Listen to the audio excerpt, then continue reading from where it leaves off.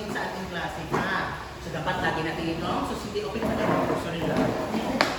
Sige. So, mga bata, meron tayong itutuloy sa ating silid-aralan. So, pakibasa nga, sabay-sabay. Alitutunin sa klase. Maging magalang sa loob ng silid-aralan. Itaas ang kamay kung mayroong katanungan o sasabihin. Makinig sa iyong guro habang siya ay nagsasalita. Makilahok sa pangkatang gawain. Panatilihin malinis ang silid-aralan. Okay. Naintindihan ba ang ating mga alituntunin, mga bata? Opo! Okay. Siguraduhin natin, masusunod natin yan, ha? Naintindihan? Opo! Okay. Sige, ngayon tinihan mo natin kung sino ang mga present or absent dito, ha? Opo. Okay, ang class monitor natin si Joanne. Oh, may present ba? Wala? O may absent ba? Teacher, wala pong iwan ngayon sa ating klase. Thank you, Joanne. Walang liban sa ating klase ngayon. Okay, very good. Ako'y nagagalak. Ready na tulad kayo magluto. Ha? Opo. Sige, ngayon. Balik-aral muna tayo. Paano mga pinalakay natin ang nakaraan? Sige, mga bata, naalala niyo pa ba? Hindi. Hindi na. Hindi na. Okay, sige. Medyo matagal-tagal na kasi nakalipas. So, siyempre, ang pinag-aralan natin ay mga iba't ibang hayop na may dalawang paa at may magpak. O sige mga bata, pinabagin kayo ng paraan ng mga hayop na gano'n. So, ano kayong hayop na yun? Teacher! Ano, Joanne? Manok! Manok! Ano pa? Ibon! Ibon! Ano pa? Teacher! Ano? Pato! Pato? Pato! Pato? Pato, Okay. teacher! Ano sa'yo? Pabo! Pabo! Ano pa? Teacher! Ano? Ostrich! Ostrich! Oyster! Ay, sige. Wait, tandaan niyo mga bata, ito yung mga pwede natin pagkakitaan ng paano, ha? Oh, pwede yun, teacher. Pwede yung ostrich? O, sige. O, sige. Eh, mga bata, sino sa inyo ang mayroong mga hayop na yun sa bahay niyo? O sa tahanan ninyo? Teacher, ako may manok! Kaya tayo may manok? Kasi Sige. teacher may aso. Yeah. Uy, ako. Wala ko pa alam. May pakpak. Ay, manok din, teacher. Hayaan niyo na si Julie. Teacher, pato. Malay niyo siguro, meron silang asin na may pakpak at dalawang paa. Okay. O sino kaya may alaga? Ah, sige, doon naman tayo sa pabo. Sino may pabo sa bahay nila? Si Jonathan. Teacher, yung pabo Gambol. yung walang kanino? Oo, yun na. Okay. O tama kayo. Sige. O sino may pugo sa kanilang tahanan? Wala, teacher, mayroon ako ulit. Kaya, Teacher, bawal mag-iba ang kubo. Ah, bawal ba? Oo, di ba din yung sige? Ah, sige. Yun. Hindi yun. Ano ba yun? O, ano yung tukoy niya? Yung bubo, teacher, yung Ay, pampugo yun. Ano yun? Hindi yun ibon. Hindi yun hayop at Yung ere. ay. Alam kong magaling ka at issue. Hindi po, teacher. Sige, so yun ang mga hayop. So meron sa inyo, napansin ko, meron sa inyo, merong manok. Opo, Meron pa. Meron! Pato. Meron! Hindi, okay, very good. Dami pala. So lahat ng ating mga hayop na yan na natin na talaga. Meron pala kayo yan. Sige, ngayon. Parrot. Mga Lovebird. ano yan? Parrot. Parrot? Ano yan? Lovebird. O basta ibon yan. Teacher, pwede yun. Oo, sige. O tama. Pag may nagbibisita, teacher, niya ng pera. Teacher, kaya kita ako ibon yung lagat. Oo. Ay, hindi kaya ganyan yung salita ng tao. Okay. Iyaw. Ah, o sige, mamaya na yan. Ayan. Pinapaalagaan ba yan sa inyo? Yung mga halaga nyo na yan? Oo! Sige, paano sila alagaan sa inyo? Teacher, pinapakain ko ng palay namin. Ang pinapakain ng palay, sa iyo naman yung bibili, di ba meron kayo? Oo, teacher. Kinaano namin, teacher. Hindi ka kakalik. Ate, paano alagaan? Ano, teacher? Teacher, ako teacher. Mamaya na ano. Kalimutan mo na kasi si Alaysa Teacher, naman. yung ano namin, itik namin may swimming pool. May swimming pool lang ikot nyo. Wow, very good. O kayo naman, Jonathan. Teacher, yung ano, yung ano namin, bitawan ng tatay ko ng kulungan, tapos may silong, tapos may ugad po, doon po sila. Wow. Tapos kakainin na ni Judy. O, yun, bahagi yun naman. Di ba, teacher, yung manok kinakain? Oh, wala yata pala kayo din. Teacher, ginasabo. Tama ka rin dyan, pero kaya na lang. Sige ngayon, mga bata, sige, bakit pa natin sila kailangan alagaan?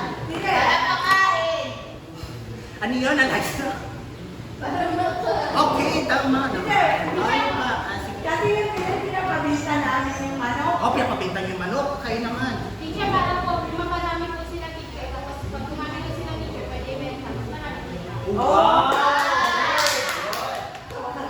Iyan pala, alam na alam nila. So, ayun mga bata, basi kaya. Basi kaya sa inyong mga pinagsasabi, ano kaya ating tatalakay ngayon? Basi rin sa ating Teacher! pinag- Teacher! Ano yan? Ano teacher, patungkol sa mga domestic animal na pagkakakitaan? Okay, tama. Ano pa? Kayo, ano ang sagot? Teacher, patungkol po sa sa mga mahalaga ng pag-aalala ng mga hayop katulad po ng mga kambing, Okay, o sige. So lahat ng sinabi niyo ay may kinalaman sa ating talakayan at tama rin yun kung paano natin sila aalagaan. So yun na. So ang ating pag-aaralan ngayon ay ang mga mabubuting dulot ng pag-aalaga ng mga hayop na may dalawang paa at may pakpak. O dalawang paa lang at may pakpak ha. Ang aso ba may dalawang paa? Teacher, apat! Ano? Apat ang paa ng? Wala kang paano? So, kasama ba siya sa ating pag-aaralan ngayon? Hindi. Very good. Sige ngayon, so ito ang ating layunin sa ating pag-aaral ngayon, ha? O basahin niyo na sabay-sabay. Layunin na ipapaliwanag ang kabutihang dulot ng pag-aalaga ng hayop na may dalawang paa at pakpak, na makapagbibigay ng mga paraan kung paano alagaan ang mga hayop na may dalawang paa at pakpak, at nabibigyang alagaan ng pag-aalaga sa mga hayop. Ayan, okay. Naintindihan ba ang ating mga layunin, mga bata? Opo! Okay, sisikapin natin na makamit ang layunin na yan sa ating pag-aaral ngayong hapon. Okay, very good. Ayan. So bago ang lahat, magkakaroon muna tayo ng isang maikling gawain. Okay? Okay, handa na ba kayo sa maikling gawain na ito?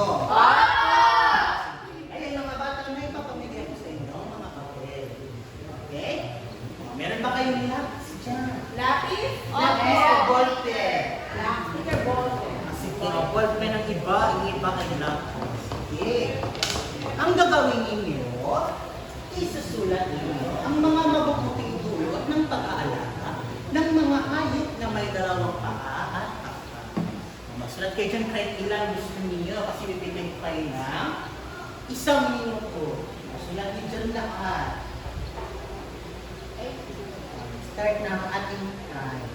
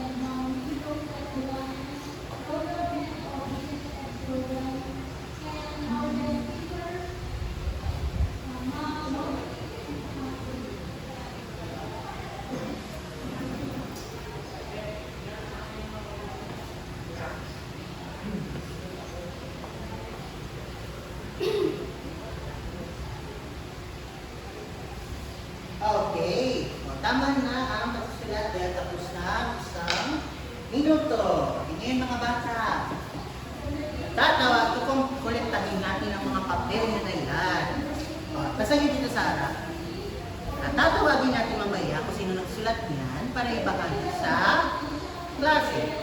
Okay, dahil ako na nagpasa si Joe Billy, ikaw maunang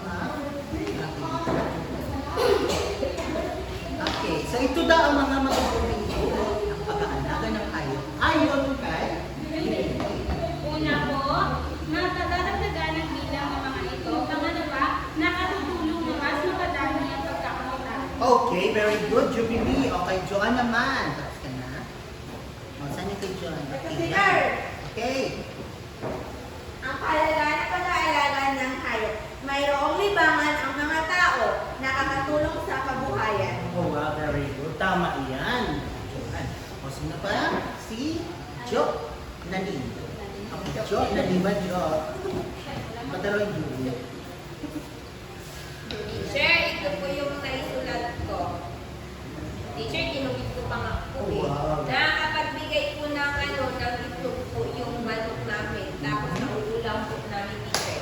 Tapos nakakatulong din po sa dagdag kapilan sa kakitaan po ng aming pamilya. Pamilya sabon. Ay, natitira na. Okay, galing naman yan. Ano masimulat? Ang natitira ay kahit pag-Jubilee ito. Liza. Ako, bali ang simulat ng pangalan.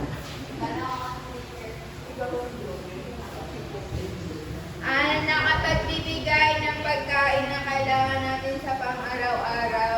Nakapagbibigay din ng pagkakakitaan. Okay, very good. So yan ang inyong mga nabanggit ng mga mabubuting dulot ng pag-aalaga ng mga hayop na may Dalawang Okay. So ano yung nabanggit kanina? So ito raw. So ang pag-aalaga ng mga hayop sila ay Rami. Rami. Ano pa? Pag sila ay dumami, magkakaroon na, pwede na silang pagkakitaan. Ano pa yung nabanggit nila? Nakapagbibigay din ng pagkain. Eh, na pwede na silang katayin para magiging pagkain ninyo. Ano pa yung nabanggit? Oh, fried chicken talaga? Opo, teacher. Paborito niyo ba ang fried chicken? Opo. Tapos, teacher, pag naalagaan ko ng maayos, ibig sabihin ko, teacher, malinis po ang kakain sa mga tao. Wow, grabe talaga si Ito Chicken. yung mga kapatid yung anak sa tayo. Ay, Sila lang. ay. Nako. Sigurado yung mag-alaga pa kayo para dumami pa lalo. Wala kang namin kulungan, teacher. Wow. Ibig sabihin ko sila doon, hindi nila naalagaan ng maayos. Ayaw, walang kulungan, teacher.